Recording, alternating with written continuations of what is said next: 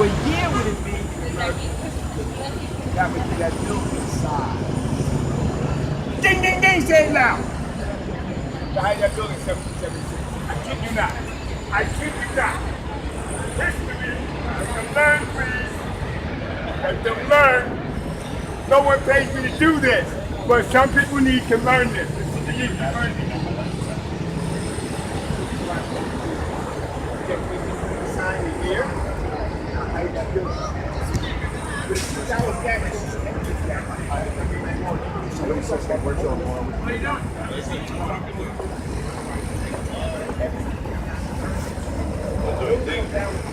Doing things to get into the book. Yeah. 31 buildings again. 11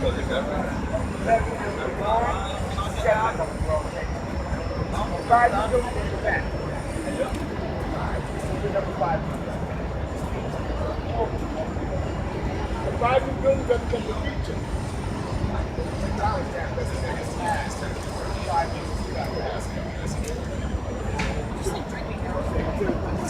Any question around?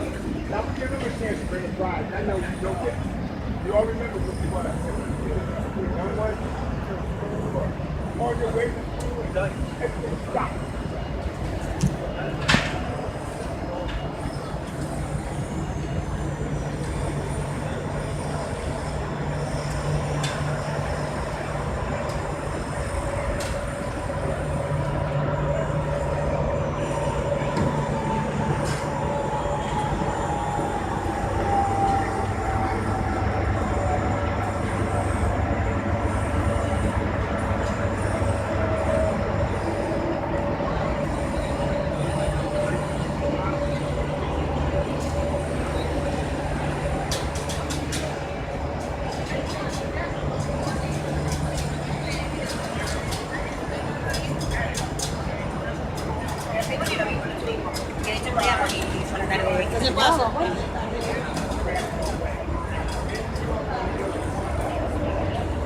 Have a plan B, a plan C, get phone, second thing hit you in the panic. The instinct to go home is the way that you know. If you don't know another way, you won't go another way. You follow the ballot at a species that raised it. You told me about the 7 buildings, I thought only 2, I think. But now you're telling me people ran the wrong way, I don't believe you. Oh, you one of them. What do you mean I'm one of them? One of those who don't know, when you don't know another way, you won't go another way. Or you're following the cow like a herd of sheep. That's the only way you know. That means you don't have a plan B, a plan C, a plan D. But you're telling me the building came down and smashed the underground. They couldn't have done that. There's strong underground. I said, no. Let's build like a bomb shelter first. The building come down and smash the underground. So I could see she did not understand that the building smashed all the way down. I said, okay, you one of them. You don't know, let me show you. What do you mean? Excuse my book, it's 17 years old. Look what it says. Train station. Look what happened to the train station. Who walks away from that? Who do you find? It's why it's called ground zero. No one comes out, no one's found. It's called the pile, the pit, ground zero. The building smashed all the way down to the underground. Oh my God, and the people ran. They ran the way to go home, and others followed the crowd. But which way would you run? Brooklyn Bridge will save you. The Manhattan Bridge will save you. To run out will save you. But if you don't swim like Michael Phelps, and you have your own boat, you can't run to that river. So if you go that way, you're trapped. It's great. So you gotta know which way to go. Very importantly, you must know which way to go. But a lot of New Yorkers thought they were safe by going underground to go to the train to go home. You want to go home? It's like, I'm out of here. Or you run to go get your kid. A lot of people don't realize this. If you don't know your bearings, you gotta look around and say, which way am I heading? What? The towers come down, your bearings is gone. So what? These buildings were so big, they stood out. And in the skyline, they were huge. The Empire State Building on 34th Street. With the point, it's only 1,250 feet. That means the Empire State Building can only touch the 88th floor. They were that big. The towers come down and blast out. It knocks other buildings down that they don't talk about. Well, people say, I didn't hear about this. Why? Because no one talks about the 2 towers. It's a nickname. What's your name? Harry Roland. Harry. Surgeon. I appreciate you giving us the information. We're actually on a really tight schedule. Oh, where you gotta go? Where the show go? We're going down to Battery Park. What's the Battery Park? You know where you go. You know where you gotta like that, California. I recognize people t-shirts because that means you got attitude and aggressiveness. Because I'm talking about it's an expression that you wear on you. And on the West Coast, wearing East Coast, that's true rap. That's true rap history. That shows you how we East Coast. Because you don't know, so you can learn. Oh, see, there you go. Good, it's that old school guy. That's right. Take care, family. Let them learn. Don't say tell. See what I mean? They appreciate that knowledge. They're like, what? How many buildings are there? It's my brother Harry here. Me and Harry went through 9/11. Look and learn. I went through the North Tower collapse. This gentleman, what was your story on 9/11? On the South Tower, I was at my son's school, and I couldn't believe when the plane got hit. I was like, wait, get out of here. Stop playing. I couldn't believe it.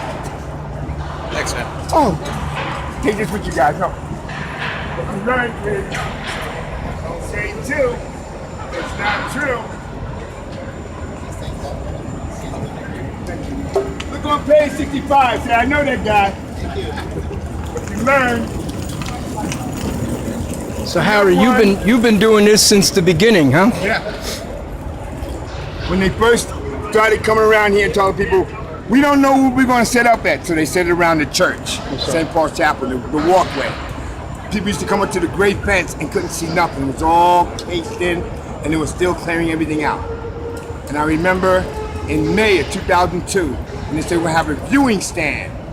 So many people came, they had to give out tickets. They were free tickets, but to let enough people be up there to look, and then rotate them out and bring another section. The lady goes, there's a time on this. I said, that's because these sets of people coming in, when your time expires, you gotta move out, let a whole bunch of people come back in. What? I said, yeah, it's limited. It's limited access. You can only do a certain amount of people at a time. And they did that all day long, from sunrise to sunset. And then when it finally got open, the big great fences around it, people would come and say, what is this? Not even knowing what they're looking at. You're like the last person that I've seen that's actually out here. There used to be so many like tour guides, and right. You don't really see them anymore. Now you are one of the last ones to be doing it. It's not about the money. With me, it's about educating. That's right. It's me letting people realize you don't know what you're looking at. When I ask the question, I'll get a response. That means if I don't get a response, that means you don't know. Even if it's wrong, something beats nothing. But if you say nothing, there's the problem. See, this gentleman is like the honor guard out here, you know, and he's seeing so much of like what I'm seeing, that the people are coming down here and they're like trying to treat this like this is some kind of Disneyland event. And Harry makes sure that they don't forget that this is not Disney World. This is not some tourist attraction where, you know, we had. Lady said I'm loud. I'm loud because I'm proud. That's right. I'm loud because I realize you don't know what you're looking at. That's right. You don't let them forget. Your own kids ask you a question and you can't answer it. There's the problem. That's right. If you can't answer the question your kid asks, there's the problem. Exactly. That's lack of knowledge. That's right. So that means you don't know what you're looking at. Plain and simple. You should know what you're looking at, or at least ask. But you see, the problem with a lot of the people nowadays is that we went through this. Yeah. You understand? I went through it, you went through it. No idea. For them, it's a whole different emotion. You understand? They're looking at it as tourists. Mm-hmm. They're looking at it because they didn't go through it personally, so they can't be on the level that we're on. Right. You understand? So you have to always remember that as time moves on, it becomes more and more frustrating for us because we knew so many people here personally, and we suffered the anguish of the loss, whereas they're coming here as tourists and they don't know what the loss is, being through this and going through this. I went through the North Tower collapse. I was here before 9/11 when I ran with this firehouse. So for me, it was like a double loss because it was like before 9/11, I tried to solve the problems with the communications. You know, with a portable scanner, I was able to pick up all the relevant frequencies for Port Authority, the transit, the buses, because I was a communications specialist. I was trained through FEMA before 9/11 in emergency program management. And so for me, it was frustrating because as an auxiliary fireman, I wasn't a paid fireman, I wasn't on the civil service, but I believed in what I was doing and I took my training very seriously. So when I had the honor of running with Engine 10 before 9/11, you know, I would work with the MPO, which was the motor pump operator, the chauffeur, And when the members went into the towers, or anytime we went into the towers, we lost communication because they had to switch over to communicate with the MPO. But when we had the scanner, we were able to program the frequency into the scanner, and we were able to hear the relevant information that was going on inside the towers at the time. So it was a frustrating loss for me, but I knew that there were a lot of guys who saw what I was trying to do, and they picked up on it. I programmed quite a few number of people in here because, nobody knew 9/11 was going to be coming, And so a lot of people were in denial. The captain actually said, we have a command center in World Trade Center 5, another one in World Trade Center 7 before 9/11. But I said, my idea was, who the hell puts a command center in a prime terrorist target location, So I always had a problem with the logistics of that. So I did what I could to try to alleviate and remedy the loss of communication because I believed in tactical awareness at the time. I had served both with the police department and the fire department at the same time. And my thing was trying to bridge communication between, the different agencies, that they would cut down on the chaos and the lack of communication, So for me, I believe in what you're doing. I know God put you here for a reason. And it's like I said to you before, you can't allow the lack of understanding and the lack of empathy to affect you. We went through this, and as the memory of what we went through here, we have to keep a composure about us because God chose us to be the honor guards to protect this memory and this legacy. People will come here and try to take a selfie and think it's like Disneyland. This is not Disneyland. We have to remember that many of these members were never found. They're MIA to this day. So we have to make sure that we keep their memory alive. We have to make sure that we keep the honor and the sanctity and the respect that's deserved by these people. We also get that respect because we were here. We didn't come Johnny come lately. We were here from day one, from the moment that this thing started. And so you may not be a uniform member, but you are respected here for what you do. Just like this gentleman, you understand? They keep the memory of the legacy alive.